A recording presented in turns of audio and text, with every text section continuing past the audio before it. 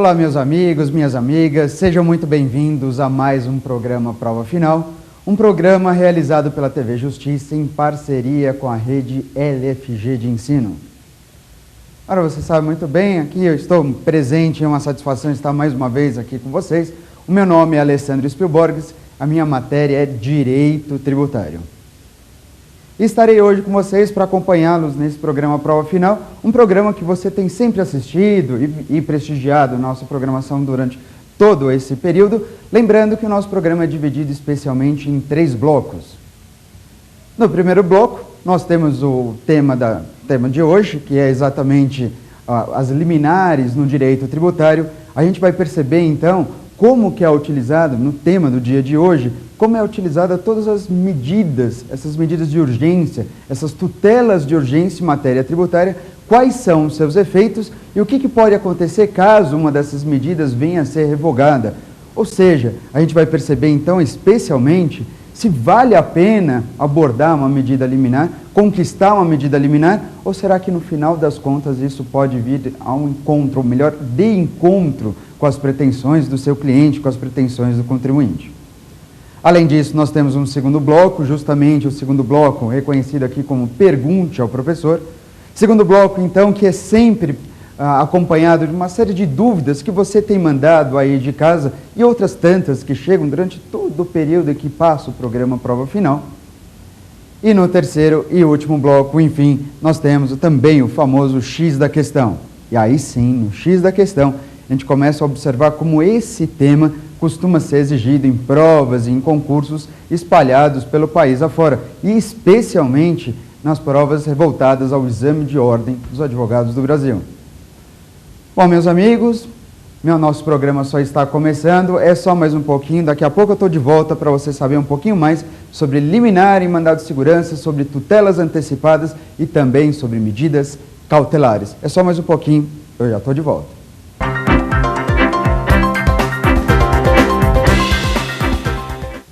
Tutelas de urgência em matéria tributária. Esse é o nosso tema do dia. E é isso mesmo que a gente vai conversar hoje aqui. Vamos conversar, vamos bater um papo a respeito de todas as medidas liminares, essas também conhecidas como tutelas de urgência, quais são os efeitos e quais são as consequências que elas trazem no direito tributário. Você vai perceber então, no nosso tema do dia de hoje, se é possível, então quando é possível pedir uma medida liminar, seja através de uma ação de mandado de segurança, seja em outras ações sob o rito ordinário, como por exemplo uma declaratória, ou ainda uma ação anulatória, ou quem sabe até mesmo se é possível ainda hoje pedir ou ingressar com medidas cautelares e se numa ação cautelar também uma medida liminar, um pedido preliminar, ele traz ou não algum tipo de efeito no direito tributário. Como eu já tinha frisado para você, bom, esse será o nosso tema do dia, as chamadas tutelas de urgência no direito tributário. Está preparado? Vamos lá então? Presta atenção. O negócio é o seguinte, para a gente falar a respeito dessas tutelas de urgência, eu devo inicialmente lembrar o que pode acontecer com crédito tributário, segundo dispõe o Código Tributário Nacional. Bom, nós sabemos que o procedimento de cobrança tributária, ele nasce justamente com a prática do faturador. A partir do momento que eu, você, que qualquer um dos contribuintes venha a praticar o fato gerador, automaticamente surge a chamada obrigação tributária. E é isso mesmo, eu pratico o fato gerador e logo a seguir, então, surge a obrigação tributária. Ocorre o seguinte, que ainda que o contribuinte tenha praticado o fato gerador e seja obrigado a pagar o tributo, pelo menos nesse ponto, ainda o fisco não tem como exigir esse pagamento. Ué, mas espera aí, professor, eu não sou obrigado a pagar o tributo? Certamente que é. Mas ainda que tenha surgido a obrigação tributária em decorrência da prática do fato gerador, o fisco nessa etapa ainda não tem como exigir o pagamento do tributo. Para isso acontecer, é preciso então que o fisco adote um procedimento administrativo que vise a constituição do crédito tributário. E a pergunta natural que surge nesse momento é, escuta, mas como é possível constituir o crédito tributário? Ora, você deve lembrar muito bem que o crédito tributário, segundo dispõe o CTN, de uma forma bastante expressa, O Código Tributário Nacional deixa bastante claro, então, que o crédito tributário é constituído através da prática do lançamento. É isso assim mesmo que funciona. Eu pratico o fato gerador, surge a obrigação tributária, vem o lançamento, que é um ato administrativo, aqui de natureza vinculada, vem o lançamento e constitui esse crédito tributário. Portanto, é esse lançamento, essa notificação de lançamento, que tem total responsabilidade em constituir o crédito tributário. E uma vez constituído o crédito tributário, aí sim o fisco tem condições de exigir pelo pagamento do tributo. Ficou claro? Deu para relembrar rapidamente como é que funciona isso?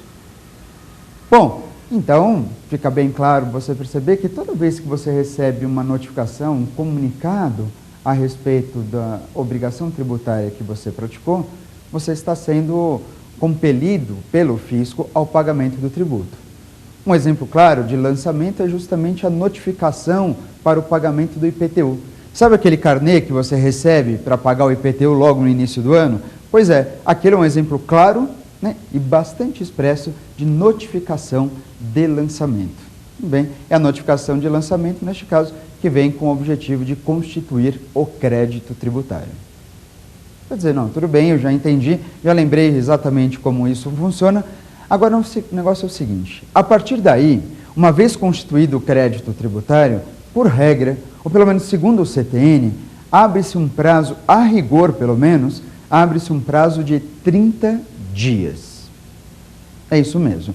Uma vez constituído o crédito tributário, através dessa notificação que você acabou de receber, você acabou de receber essa notificação.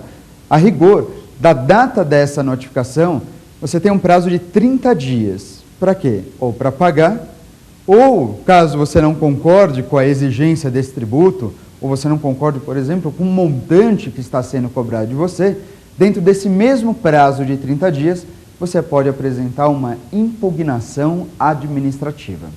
Tudo bem? Só para recapitular e não deixar nenhum tipo de margem à dúvida, então, uma vez lançado o tributo, uma vez constituído o crédito tributário, abre-se um prazo, segundo o artigo 160 do CTN, um prazo de 30 dias para você pagar ou apresentar uma defesa administrativa. Ok? Portanto, nesse sentido, se porventura você deixar passar esse prazo, os 30 dias, se você não paga e nem mesmo apresenta a defesa administrativa, neste ponto encerra-se o que o fisco entende como cobrança amigável. É isso mesmo. Passou os 30 dias, se você não pagar nem apresentar a defesa administrativa, então encerrou a tal da cobrança amigável. Uma vez que superada a cobrança amigável, o que vai acontecer daí em diante? É bastante simples. O fisco então percebe que você não pagou o tributo apesar do prazo que ele ofereceu, e ele entendia, então, ele imaginava que se você não pagasse o tributo, você naturalmente iria apresentar alguma impugnação administrativa, alguma defesa, algum recurso administrativo. Mas isso não acontece. Se isso não acontecer, o fisco vai compreender, então ele vai usar aquele velho ditado, digamos assim, onde ele tem a seguinte compreensão da matéria. Ora, eu cobrei o tributo, ele não pagou em nada dispôs, então o fisco vai lembrar que quem cala, consente. A partir desse momento que passou o prazo, esse prazo de 30 dias, o fisco então vai ter um outro prazo, aí não mais para cobrar por bem, mas aí eu diria para cobrar por mal. Professor, o que vem a ser cobrar por mal? Cobrar por mal é cobrar judicialmente. Cobrar por mal é justamente a alternativa que a Fazenda Pública dispõe para promover uma execução fiscal. Quanto tempo o fisco tem para promover uma execução fiscal? 5 anos.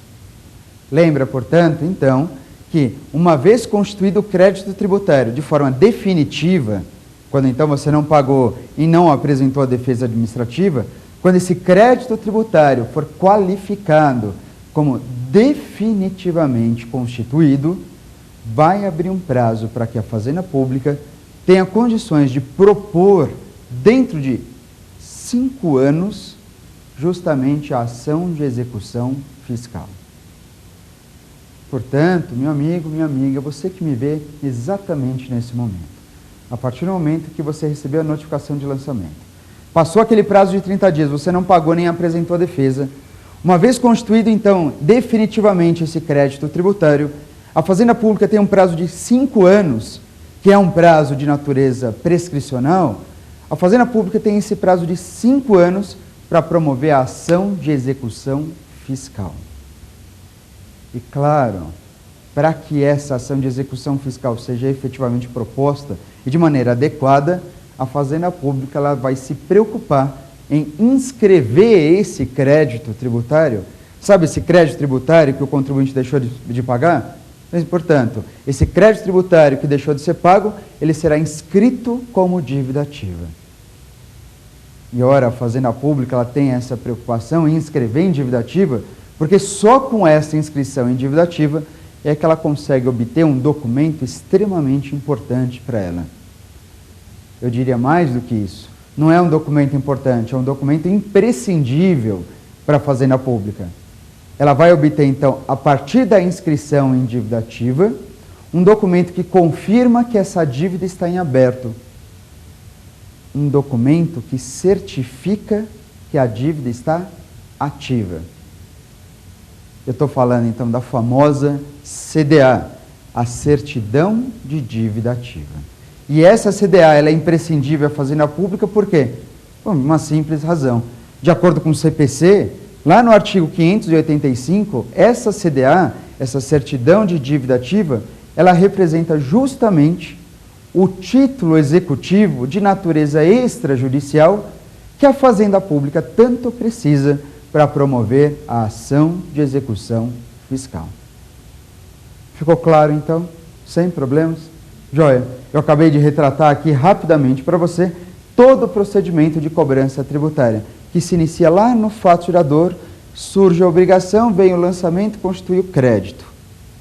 Uma vez constituído o crédito, abre aquele prazo de 30 dias para pagar ou apresentar a defesa. Se nada disso acontece, a Fazenda Pública deverá, então, inscrever esse crédito tributário em dívida ativa e, uma vez inscrito em dívida ativa, ele extrai a CDA, que representa o título executivo necessário para que, então, seja proposta, enfim, a ação de execução fiscal nos termos da Lei 6.830 de 1980. Perfeito? Ótimo. Bom, é importante, então, a gente saber como que se dá o procedimento de cobrança tributária para trabalhar com o que posso fazer com esse crédito tributário. Ora, para evitar que esse crédito tributário seja posteriormente executado, e especialmente com a inscrição em dívida ativa, a iminência da execução é cada vez mais destacada, eu preciso saber, segundo o CTN, o que eu posso fazer com esse crédito tributário que eu acabei de receber. Professor, eu acabei de receber um lançamento que constituiu o crédito. O que eu posso fazer com ele? Se você for bem reparar, uma vez constituído o crédito tributário, é possível então que você pense em suspender a sua exigibilidade. Você pode simplesmente extinguir esse crédito tributário ou então, quem sabe, você pode ser beneficiado por alguma das modalidades que, segundo o CTN, são identificadas como formas de exclusão do crédito tributário. Olha, eu vou repetir para você, mas só para você. Uma vez constituído o crédito tributário, você pode pensar então em 3 alternativas. Ou a suspensão da exigibilidade desse crédito, ou a extinção desse crédito tributário, ou então imaginar nas formas de exclusão do crédito tributário. Suspensão, extinção e exclusão. De todas essas modalidades aqui, eu quero especialmente destacar a primeira delas. No dia de hoje, eu não quero conversar, na verdade a gente não vai falar sobre formas de extinção do crédito, nem de exclusão. Eu quero mostrar para você quais são os caminhos que nós temos para suspender a exigibilidade do crédito tributário. É sobre isso que a gente vai falar, porque as tutelas de urgência estão dentro dessas modalidades. Portanto, vem comigo. Olha só, as formas ou as modalidades de suspensão da exigibilidade do crédito tributário são retratadas pelo CTN, lá no seu artigo 151, E ele, então, vai estabelecer algumas maneiras, algumas formas, algumas alternativas, que qualquer uma delas, individualmente, tem o condão de suspender a exigibilidade do crédito tributário. Essas modalidades, então, que eu passo a comentar a partir de agora, são todas definidas pelo artigo 151 do CTN e são em número de 6. São 6 modalidades previstas no artigo 151. Quais são elas, então? Bom, essas 6 você pode dividir aqui entre tutela antecipada, entre liminar, entre parcelamento, depósito, moratória e recurso administrativo. Eu vou repetir para você todas essas modalidades, destacando algumas características acerca de cada uma delas. Tudo bem? Posso ir? Vamos lá? Primeira forma de suspensão da exigibilidade do crédito, ou as duas primeiras, é a tutela antecipada e as medidas liminares. Bom, tanto a tutela antecipada como a medida liminar têm, sem dúvida nenhuma, o condão de suspender a exigibilidade do crédito, mas é importante você lembrar que não basta simplesmente pedir uma tutela antecipada. Não basta simplesmente requerer ao juiz a antecipação dos efeitos da tutela. Pedir é fácil. Você tem que ir além disso. Você precisa fazer com que o juiz se convença de que estão presentes os requisitos para que ele conceda essa tutela antecipada. Porque um mero pedido não traz efeito nenhum no direito tributário. Você precisa que o juiz conceda a tutela antecipada. É preciso, então, que o juiz conceda a medida liminar. Portanto, que fique bastante claro, é só a concessão de tutela ou a concessão de liminar que irá suspender a exigibilidade do crédito tributário. Perfeito? Então, tá bom. O que mais? Bom, você poderia imaginar também a alternativa do parcelamento. Parcelamento também é uma das formas muito comuns de suspensão da exigibilidade, mas neste caso o seu objetivo é pagar o tributo. Você só não tem todo o montante para recolher o tributo ali à vista. Então você, se for beneficiado através de lei, pode atender os requisitos para parcelar essa dívida. E uma vez parcelada essa dívida, uma vez que esse pedido de parcelamento for deferido pela Fazenda Pública, ela aceita você no parcelamento. Uma vez quando ela deferido esse pedido, melhor dizendo, uma vez que a Fazenda Pública acolhe o seu pedido, a exigibilidade do crédito tributário se encontrará suspensa. Agora, você pode, por outro lado, ser muito mais receoso de todas essas situações e talvez você pense, então, na maneira mais comum de suspender a exigibilidade do crédito. Melhor, não diria exatamente a mais comum, mas aquela medida que não traz praticamente nenhum tipo de risco para o contribuinte, nenhum tipo de risco.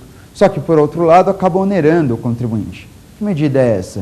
Eu estou falando do depósito. Lembra que o depósito, ele suspende a exigibilidade no crédito tributário, do crédito, desde que esse depósito ele seja integral e em dinheiro. Você tem, inclusive, súmula nesse sentido. O depósito para suspender a exigibilidade do crédito tributário tem que ser integral e em dinheiro. Mas lembra, meu amigo, minha amiga, o depósito é a maneira mais conservadora que existe para suspender a exigibilidade do crédito. Tudo bem, ele é extremamente eficaz. Suspende, só de depositar, suspende. Mas certamente você onera demais esse contribuinte. Tudo bem? Ok? Vamos lá. Bom, além disso, além da tutela, da liminar, do parcelamento, do depósito, há também a moratória. Mas aí a moratória é uma forma, é um benefício concedido através de lei, em que o fisco, neste caso, em que o ente federado, melhor dizendo, ele adia o vencimento do tributo.